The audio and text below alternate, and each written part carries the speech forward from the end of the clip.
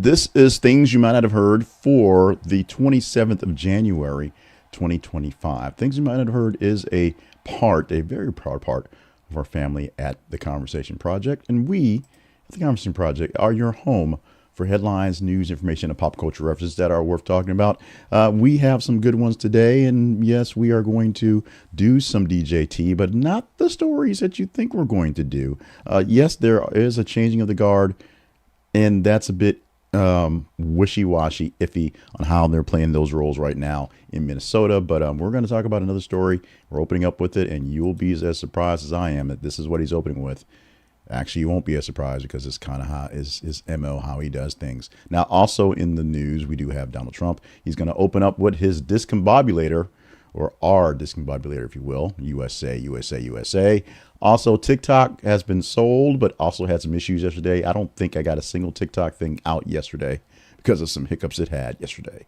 And Looney Tunes, brand new home for the Merry Medley folks. And we have 5 other stories to go along with this 8 stories we do for as a total for Tuesday. I'll remind you that our website home is theconversationproject.com. This is theconversationproject.com. When you go there, you'll see more of us. You'll see replays of old things we've done and some things we're trying to do in the future that you can get a chance to play around with. We also ask you to check out our feeds on Facebook and X, where you can see the stories we are planning on looking into. We post news articles every 50 minutes with news headlines from all over the place. And your engagement helps us figure out which stories to go to next. And with that, let's go to next, or in this case, first, and that is Discombobulator. What is that? Well, Donald Trump claims the U.S. used a new secret weapon called a Discombobulator to disable Venezuelan equipment in the Maduro raid. The information comes to Trump from a phone interview. It may have been in a podcast, but it wasn't like he was on TV with anybody important. It wasn't on camera with anyone. The secret weapon that he called the Discombobulator. This weapon made Venezuelan military and defense equipment fail during the operation that captured Nicolas Maduro a few weeks back. He described the system as a classified pulse energy weapon because it's classified, and it makes radar and rockets not work. That's a direct quote. Saying Venezuelan forces could not launch Russian or Chinese rockets as planned in the mission, making it a whole lot safer for the guys on the ground, for us, U.S., because they could use their weapons against us, U.S.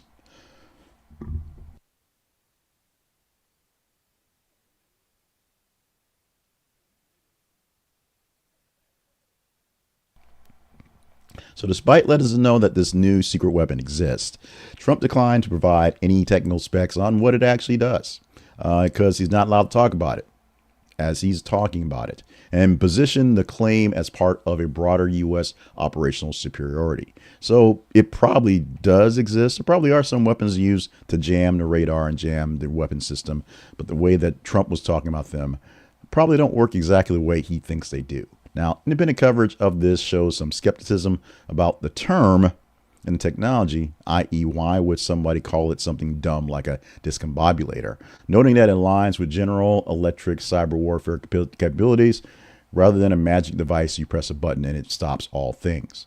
We will see how this thing plays out. And once again, it's remarks by Donald Trump, so they're true-ish, maybe. And we probably do have weapons used to jam, used to keep our enemies from using their weapons. So that's probably a true thing. The fact that the president just sort of spotted it out in a random interview, because literally no one's talking about this right now, is really, really, really disturbing on so many levels. Grok's been disturbing on so many levels, and the European Union is going to do something about that, launching a probe into the app, the Grok AI app, over the deepfakes of women and minors, many of them against their will. Now, the European Union has opened up a formal investigation into this Grok AI owned by Elon Musk. Depending on how you think about it, it's wrapped into the whole X ecosystem, or it's its own separate app based on how you think about it. The production of sexually explicit deepfakes images is the issue. depictions involving women's and minors that no matter how well you try to turn it off, people keep turning it on and keep doing it.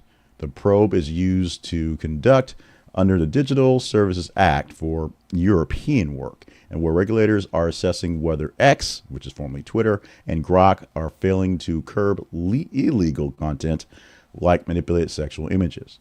Brussels officials cited concerns that Grok's image capabilities enable non-consensual or harmful imagery, calling it a serious risk, especially involving minors. You can take a picture of pretty much anyone and have them naked in seconds. The inquiry expands it through scrutiny on Musk's tech holdings, all of them essentially, with the EU emphasizing enforcement and platform safety standards across the board for everything. Penalties under the DSA can reach up to 6% of the global revenue of the app, plus give regulators a significant enforcement tool if Grok's current moderation is found to be lacking. There's a wider debate on how AI governance should be handled around the world. Europe seems to have a handle on what they want to deal with. Other nations have just shut off the app, period, to not let they just don't want to deal with it. Here in the UK, where it's not quite the same levels of freedom of speech that we have in the US, they're allowing it, but they also want to regulate it, which may take a little more time than they think it will. Israel's military confirmed the recovery of the remains of Ron Gilvit, and he is the final hostage held in Gaza since Hamas led the October 7th, 2023 attack. Hard to believe it's been that long since this massive attack that happened and started this war, which is what we're going to call it, in Gaza between Israel and Hamas. A clear key and a clear condition for moving on to a next level of a ceasefire phase. All the hostages have finally been released, although, like most of these things, it took them a while to actually do what they're supposed to do. The 20-year-old police officer was killed during the assault, and his body was taken into Gaza, where it remained until identified and returned completed. The recovery is expected to unlock provisions of the ceasefire framework, including potential reopening of the Rafah crossing and acceleration of aid flows between the two states. Mediators in the broader peace process, these are such places as Egypt and Qatar, are involved in negotiating and the fact-finding to make sure facilitating all remains have been returned. They have been the folks that said, yes, they're good. Yes, we're okay. Let's move forward. Israel officials and internal partners emphasized that the next ceasefire phase will focus on reconstruction and demilitarization commitments in the area, essentially trying to get things back to normal. The whole Trump Peace Corps thing, where he's going to build the Trump Riviera and have lots of beautiful golf courses and resort stuff in the Gaza Strip, and where the people will actually live. I guess they all work in hotels, so it doesn't matter where they live. This is a symbolic closure of the actual incident. So all joking aside, closing down this chapter 2, this back and forth, is a big deal. And we hope that the ceasefire steps up, remains, and we can joke more about the Trump Riviera in Gaza Strip much, much sooner than them backtracking and going back to firing again. We beat up on Grok first. Now let's beat up on TikTok. TikTok data centers outage, which happened yesterday, sparks trust crisis for its new U.S. owners. Yeah, TikTok didn't work yesterday. If you notice, we didn't put out anything on TikTok. Maybe you did, maybe you didn't. Maybe don't follow us there. You should, because we do great stuff. But yesterday, we had issues getting things uploaded and getting any information out of TikTok as a major data center outage.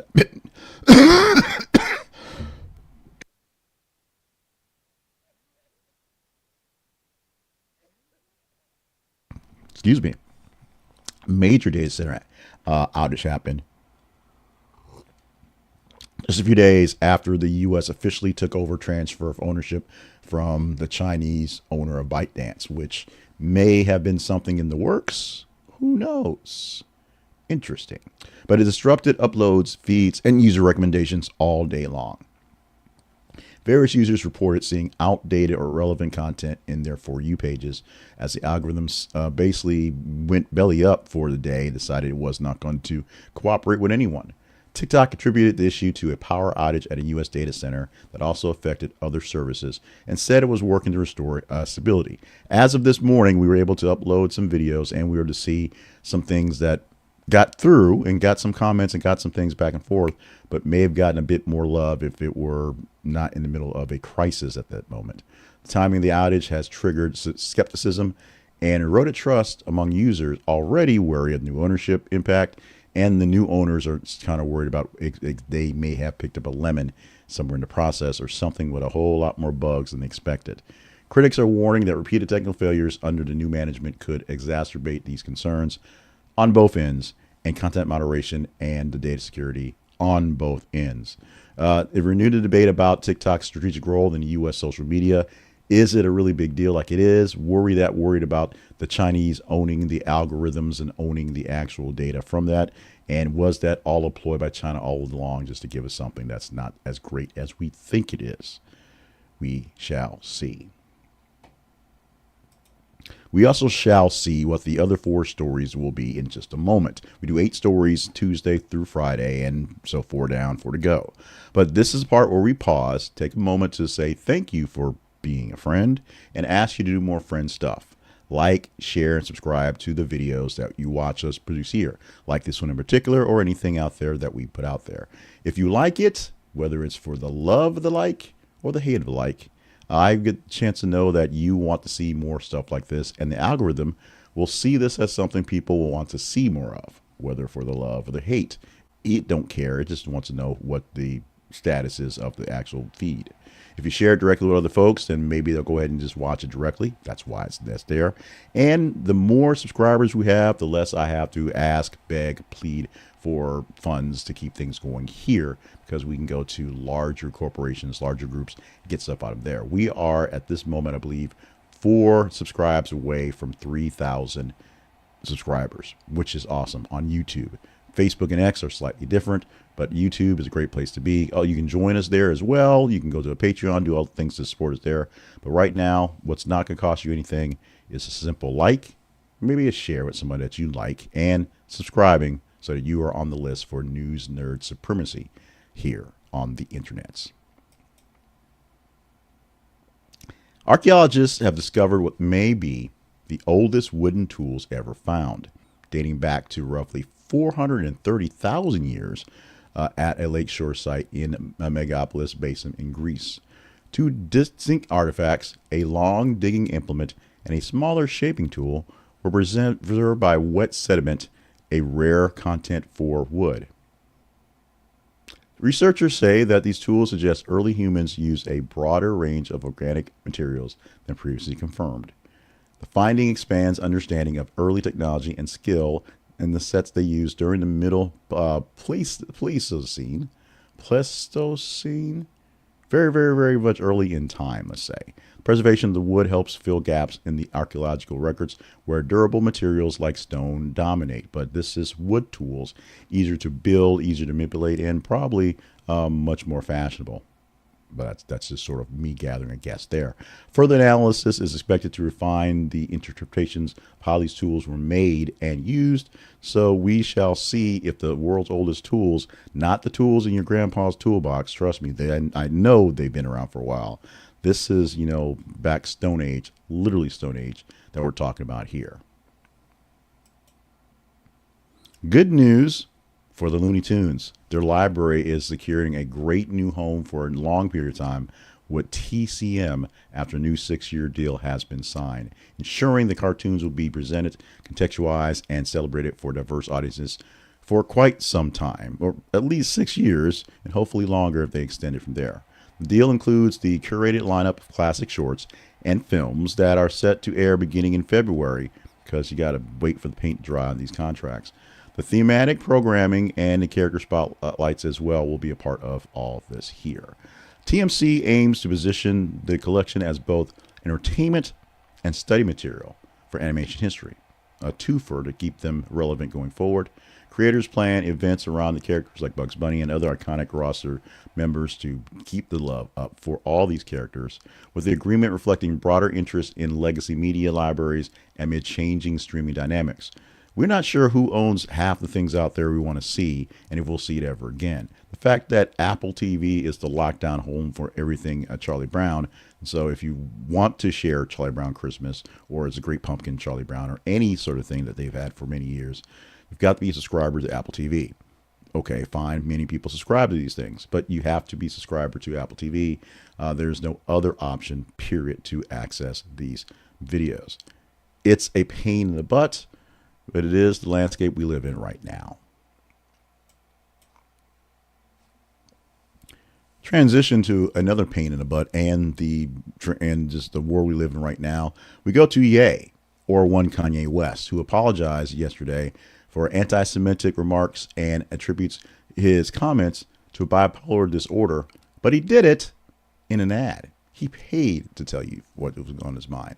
Ye, or Kanye, Mr. West, published a full-page Wall Street Journal advertisement apologizing for past anti-Semitic remarks and erratic behavior, saying he, quote, lost touch reality, unquote, during a prolonged manic episode.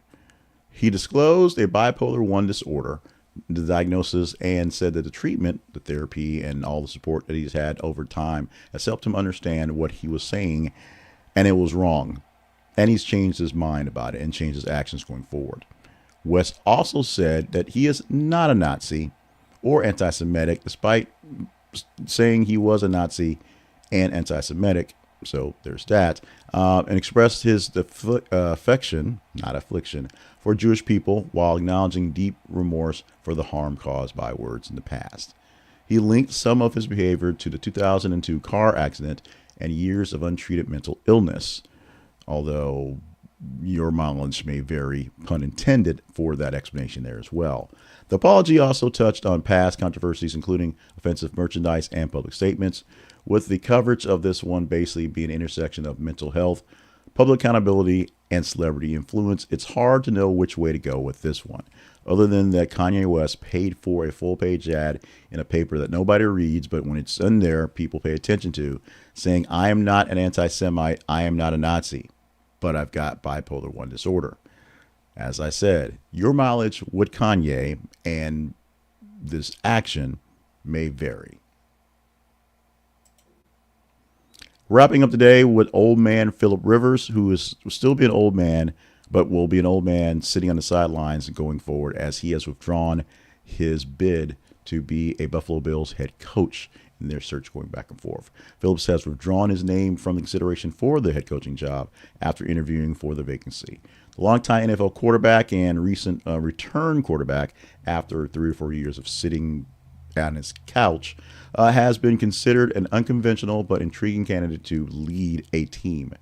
His decision actually leaves the Bills to pursue alternate coaching targets following last season's disappointing finish. Now, sources say Rivers wants to remain closer to family, focus on current commitments rather than take on the pro coaching leap right now. It was kind of a push to get him to play football for a couple of weeks, to be honest. It was one of those, I guess we'll do this. We'll make some history. We'll make some stories. And despite the fact that he almost won the things, it was an amazing thing going forward. But came to a realization that the life he has now that he's earned is life he'd rather deal with right now, at least in the moment.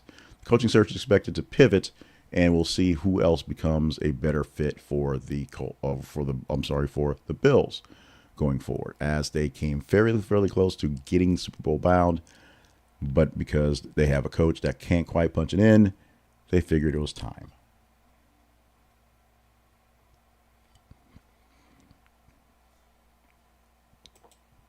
It is now time for us to take a pause from the news coverage and talk about us, technically, but it's really about the news coverage. It is about ground news. This is the advertising segment where we promote ground news, one of our spotlight sponsors that we have at our website.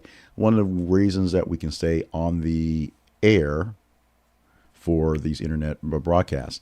Ground news allows you to see more news, better news, sometimes worse news, but essentially all the news that's being covered in all aspects. They will take a source that you love to see things from and tell you who's behind the source, what they tend to report, and if they are on their scale, good or bad. And it's not really good or bad. It's what's more conservative, what's more liberal, what's more equal type things, type deals like that. And you can get to see so much into the insights of how news is covered and how people understand things by using their blind spot feature as part of their Vantage plan. For the blind spot feature, what it does is literally gives you a list of stories that are being overly played by particular political mindsets. A big list of red stories, big list of blue stories. And if you're not a red or a blue, you're probably not seeing them as they're being portrayed properly. So flop the list and see what goes on. Or you are seeing them exactly the way they want you to see them. The Vantage plan is a great plan. You can get it for less than $10 a month by using our link. It's an affiliate link. You get a small commission. This is theconversationproject.com/ground news. This is theconversationproject.com/ground news. You get in on the ground news and get in on the news and find out how things should be working or how they should sound based off of factors like the truth, or factors like who pays the bills, or factors like just how crazy the writers happen to be for this thing. So check it out today. Use our affiliate link and get in on the great deal for 40% off the Vantage plan at this is theconversationproject.com/ground news.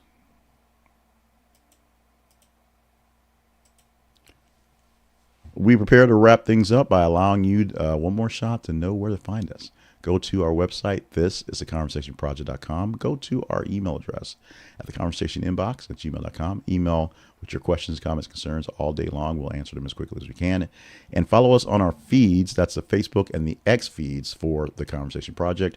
What you'll get there is about every 50 minutes, I'll post a news article from some source. It could be a USA Today, a CNN, MSNBC, Fox News, and Newsmax, random blogs sometimes, because we do that as well. You'll get a link from something that has a great headline, hopefully, and a great story behind it, hopefully as well. You check it out, and if it's worthy of chatting up, engage in the headline in the X feed or the Facebook feed, and I'll see that in the metrics, and we'll add those to what's going on. In the meantime, today has been Tuesday, and this has been the January 27th edition for 2026 of Things You Might Not Have Heard. Consider being a partner. Stop by and see what kind of sponsors you can help us out with. And just remember, today is a great day to be alive. So live it to your best. Love you. Mean it. We done.